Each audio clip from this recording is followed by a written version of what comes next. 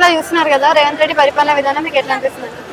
నాకు ఎట్లా అనిపిస్తుంది అంటే మా పేదవాళ్ళకి కొంచెం ఇబ్బందిగానే ఉందిరా ఓకే. పని చేసుకునే వాళ్ళకి. కేసీఆర్ కి రేవంత్ రెడ్డికి తేడా అంటే ఏం చెప్తారండి? చాలా తేడా ఉంది.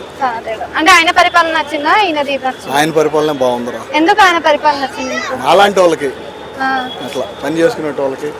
ఇప్పుడు మాకు పనులు లేవు, నేను మేస్త్రి పని చేస్తాను, తక్కువైన పనులు హైడ్రా పెట్టి మొత్తం అంతా ఏడాది చేస్తుంటే మాకు పనులు లేవు, జరగట్లేదు అంతే, ఇంకేం లేదు. ఓకే. అంటే ఇప్పుడు ఈయన వచ్చిన తర్వాత అందరికి వీలుగా ఉండడానికి 500 రూపాయలు గ్యాస్ అన్నాడు, ఫ్రీ కరెంట్ అన్నాడు, ఫ్రీ బస్ అన్నాడు. ఏదైనా అన్ని అందరికి రాలేదు కదా, రాలేదు. సన్న బియ్యం వస్తున్నాయి, సన్న బియ్యం ఒక దగ్గర ఇస్తారు, ఒక దగ్గర లేదు.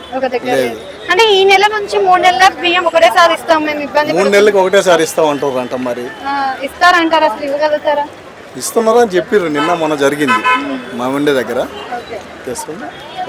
అంటే ఇప్పుడు మనకి సర్వేలు చేస్తారు అంకుల్, ఇల్లు ఇస్తాము అని చెప్పి, అసలు ఆ సర్వేలు జరుగుతాయి? ఇల్లు అనేది కరెక్ట్ కాదు నాన్న, లేనోడికి అసలు లేవు, ఉన్న వాళ్ళకే వచ్చినాయి అంతే, ఇది మటుకు గ్యారెంటీ.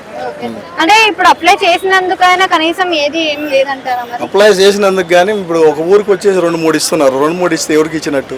కరెక్ట్ కాదు కదా.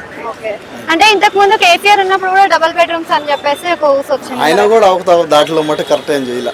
ఉన్నాయి కూడా ఉన్న వాళ్ళకే వచ్చినాయి, లేనోడు ఎవరు రావా, రోడ్డు మీద ఉన్నాడు రోడ్డు మీదనే ఉండు.